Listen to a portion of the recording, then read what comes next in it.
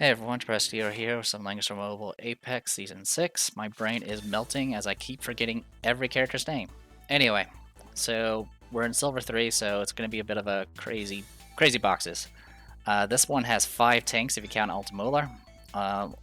Only Juggler and Landius can actually guard against magic. Serena and Lucia cannot.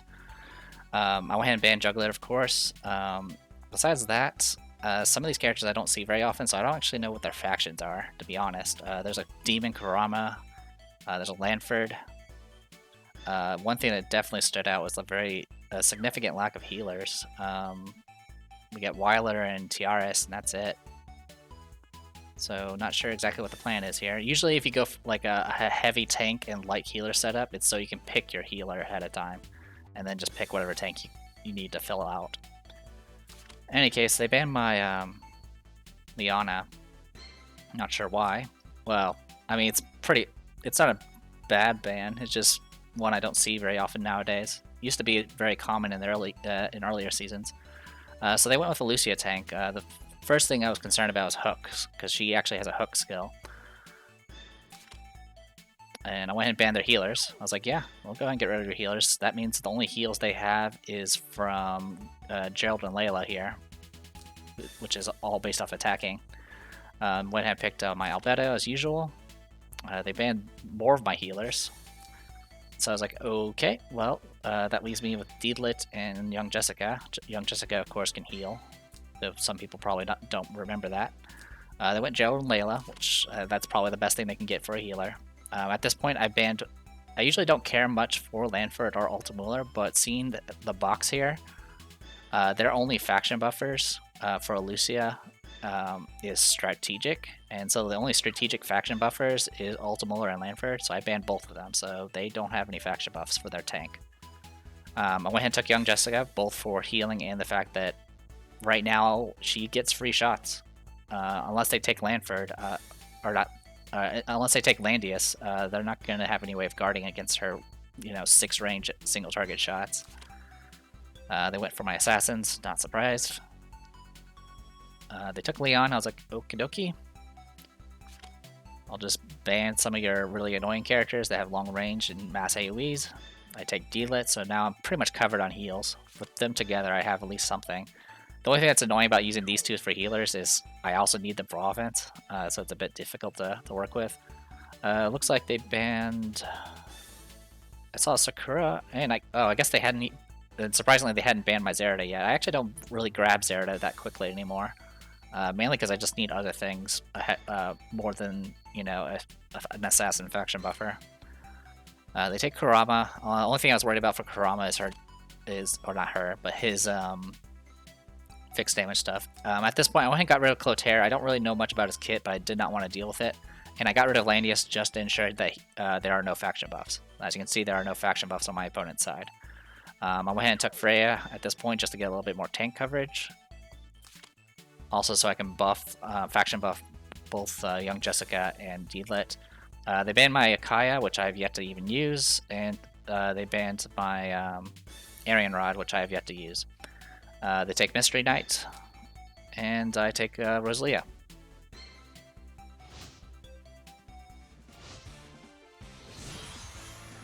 Okay, let me turn on combat. Alright, so our opponent, Jill and Layla, has her 3-cost skill, or his 3-cost skill, whichever you prefer. This one is set up as caster. Move again, Holy Word. So really just Holy Word and the talent provides any sort of healing for this team. Leon, of course, has self-healing with Chivalry, Blue Dragon Strike, Legion, nothing surprising there. Lucia here did not go with Hook. Went Triton and Frozen Clutch. This is a little redundant because Frozen Clutch kind of does all the same things as Triton, so I'm not sure why you take both. Enduring Journey will also self-heal for her. She also has a self-res if she's in water, which with Enduring Journey, she's always going to be in water almost. Kurama here, don't really know much about him, but I know he does a lot of AoEs and fixed damage dots and things like that. So I was a little concerned about him. And then, of course, we got Knight of Mystery, also built with sorceresses. I don't know, I guess that's a theme now. Nothing to point out here. Young Jessica has Fireball and Mass Heal. Freya is Freya. Deedlit is going standard support Deedlit. And then, of course, I have my standard offense Rosalia. Alright, let's dive right in. So it opens with Triton. Gets her, well, Triton puts her in water anyway, so she doesn't really need any. She's covered, essentially. Alright, so Kurama went ahead and did his transformation, the yokai form. Went ahead and put up Gospel on my main tank, which is something I've been doing more often now. I know it's pretty normal for most opponents, but it's not something I did very often in the past. So here, taking this position with Alberto's guard, I'm covering young Jessica, and with six range, I can shoot either Lucia or Leon. And just to reiterate, she can only guard against physical attacks, not magic. So young Jessica can shoot at anything she wants. Mr. Knight moves up. I'll go ahead and give a little bit more tank coverage and go ahead and get faction buff up. I went ahead and put up Sword of Protection just for additional defense. I was a little concerned about AoEs. Also, it would ensure that young Jessica has maximized damage potential, essentially. So I went ahead and moved as far back as possible. Also to kind of get out of range of possible AoEs from Kurama here. And as you can see, Fireball, range, magic against Leon just shreds him. So I move in. So I moved into threat range so I can get the extra action, and went ahead and took that opportunity to go ahead and take out Gerald and Layla. But the annoying part is was I essentially attacked with my healers at this point, so I actually have no healing at this point. So here comes Rose Rip Blossom. So to kind of go over what that does, inflicts demonic seed after taking action for the turn, take fixed damage, and then when attacked by the demonic plant skill, magic defense is reduced by 50%. Yeah, there's a lot of stuff. This Kurama's a mess, to say the least. But his passive allows him to do fixed damage whenever you do any attacks and stuff. It's a little annoying, but Albedo is immune to all debuffs, so it didn't get applied to her. So it's just on D-Lit. And Demonic Seed can be removed with cleansing, so there's no issue there. So I kind of shifted around a little bit. I was kind of concerned about Thunder Zone. Well, not Thunder Zone, I was concerned about just more AoEs. Sorry, let me take that back. I was concerned about the passive fixed damage that Kurama can do, because my Freya can be affected by fixed damage. In any case, I went up with Rosalia, Chivalry to heal up and buff up. And I was going to go ahead and take advantage of the fact that Ultimate Judgment reduces her attack range to 0, so she can't actually counter.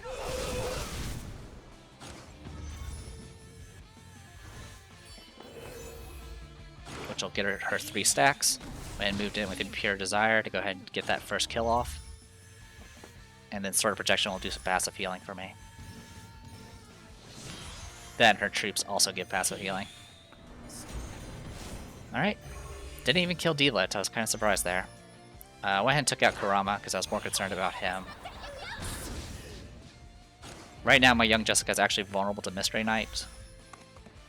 But actually goes for Albedo for some reason, I don't know why.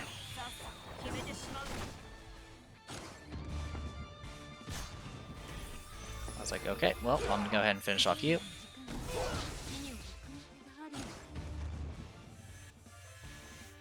And there you go. So yeah, I definitely need that guard coverage for both magic and physical. If you don't have coverage against magic, you need to ban magic. Or I guess you can just kill the magic. I mean, if you can pull that off. Alright. So our opponent here, some assassins, lots of some decent AoE stuff going on here. We got Lana, we got Renee, we got Rachel here, we got Bozel. Yeah, a lot of AoE magic debuff going on here. I was a little concerned, of course, about the 2 assassins because I hate dealing with Amoga. But overall, it's more magic than anything else. Also, as far as tanks are concerned, it looks like 3 tanks and 1, 2, 3. Looks like 3 healers and then 2 passive healers with Rachel and Yulia. They banned Melichorus. I was like, okay. I banned their juggler. I'll take Albedo as usual. Albedo's doing really well as a tank. They went ahead and banned my spears, probably because they're going to take Landius. Yep. I go ahead and take out their assassins. Go ahead and take Sophia to get coverage on all my buffs. They ban Sakura and Zerda. They take Rachel. I was like, okay. Went ahead and took care of Tiaras. I'm usually pretty concerned about Listel, so I usually try to ban her pretty quick now. Take Elestrial. Again, this map is not the best for Elestrial, but it's good enough. They actually banned my young Jessica, which kind of sucks. So I was kind of hoping to get her on the field. Also got rid of my long legs as well. They went and took... she has a name, and I don't remember what it is. Sorry about that. Yeah, Chloe, or Close. Alright. So they got their healer. I went and took Sholinka. Going double assassins here. They actually banned my my faction buffer. So I was like, okie dokie. I was either going Liana or Deedlit, and I was like, I kind of need more offense, I felt like. So I went and took Deedlit. For my last ban, I went and took out the rest of their casters. I think that was probably the best call. But honestly, it might have been easier if I had taken out their other tank instead, because they do take Letta and go double tank.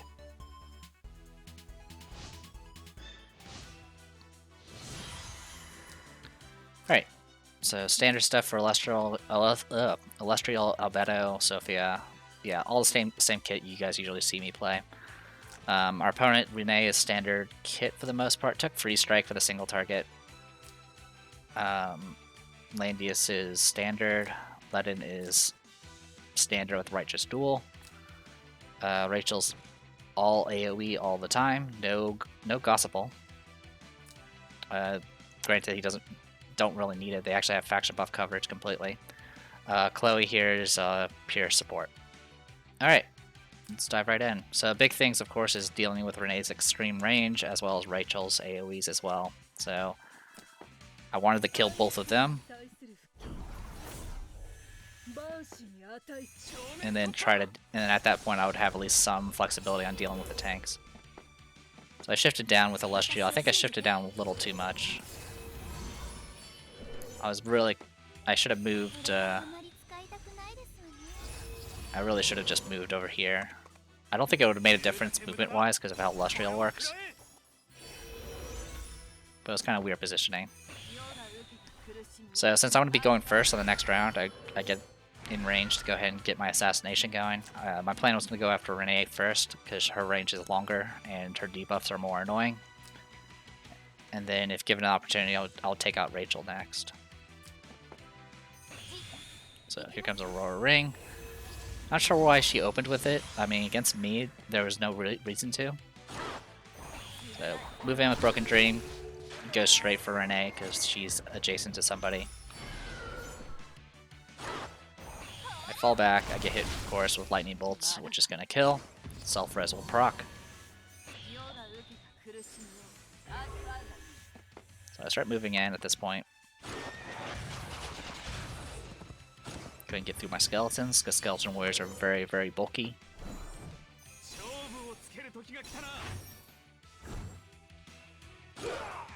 That should finish her off.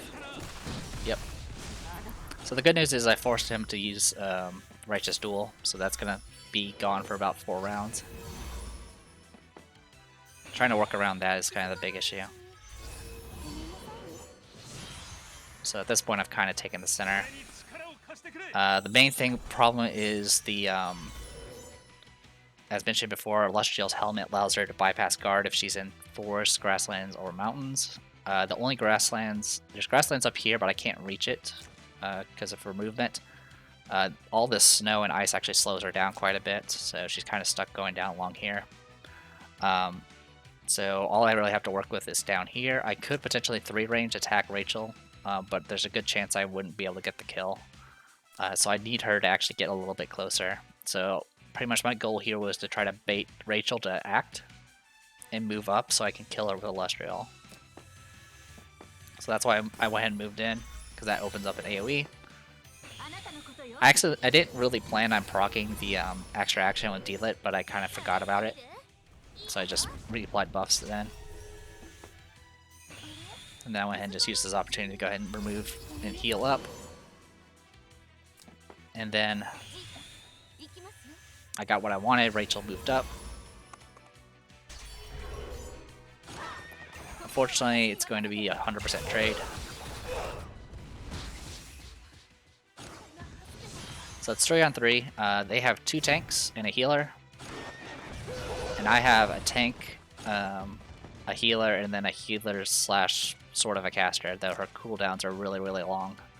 The biggest issue I was concerned about is the cooldown timer for Ledin's Righteous Duel. Obviously, Righteous Duel is not going to kill Albedo, and it might not kill Sophia if she's at full hit points, which she probably will be at full hit points because no one's going to attack her. So the big issue concern was it's possible that it would kill Deedlit. Deedlit's actually pretty tanky, but Ledin's just ridiculous once he gets his buffs up. So I went ahead and moved in, did some Impure Desire. I'm trying to wear down some of them. Unfortunately, I'm not really making much progress. Their Landius actually has the blood armor, so it actually has a chance of reducing melee damage by half. So I was like, alright, well, I'll try dealing with Ledin instead. Which, of course, he has Hard Rock. So I'm trying to keep track of how many turns I have until Ledin procs his stuff again. His faction buff is about to wear off as well. So it's a bit messy to say the least. So I went ahead and took this opportunity to go ahead and reapply buffs. I have stuff on cooldown, unfortunately, so I can't really do anything super big. So at this point, I actually wanted to go ahead and melee Landius and just see if I can wear him down. Kind of the key thing here was taking advantage of when Chloe takes her actions. So I move out of position, and then I move back, and I actually attack at range here.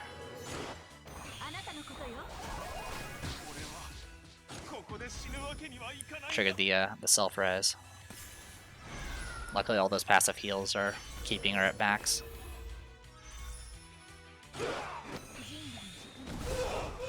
So I kind of moved down here. I don't really know exactly what my plan was here. I should have probably attacked Ledin instead.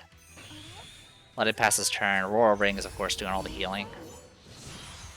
At this point I think Ledin's Righteous Duel is up. So I was kind of concerned exactly who... Oh, so the reason why I moved away...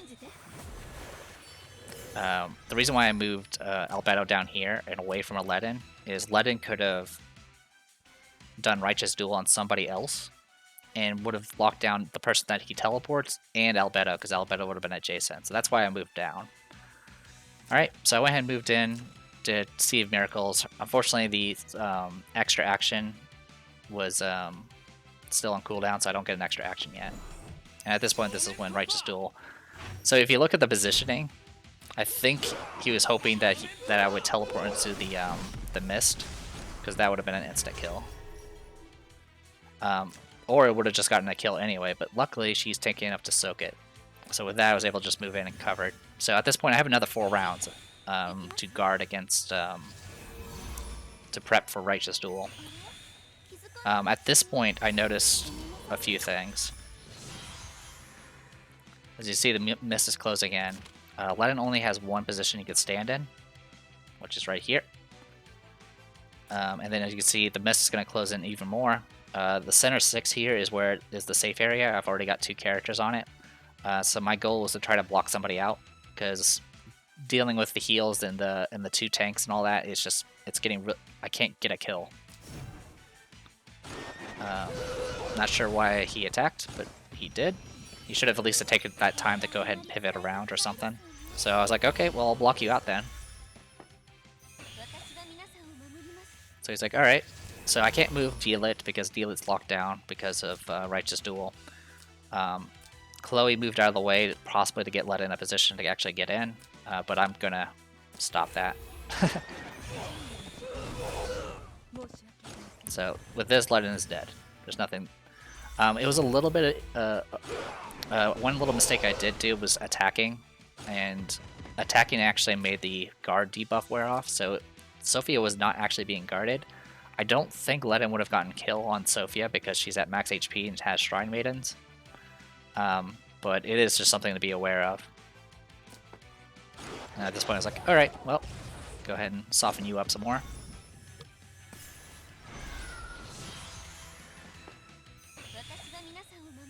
Get all healed up. And with this, he's completely blocked off, so...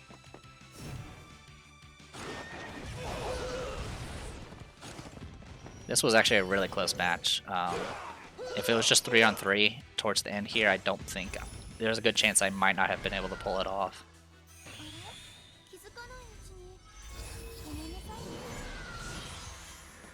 Yeah, he gives up at this point. But a really good match. That was really tough. Obviously, I was really aggressive with my assassins, which cost me both of them. And it was really just poor positioning on my opponent's part that kind of got me the win. I could have probably tried to hold back on attempting the assassination and let them come a little closer. The problem is every round that I let pass is another round where they can just spam AoEs on me. And it was questionable whether or not I would be able to pull it off.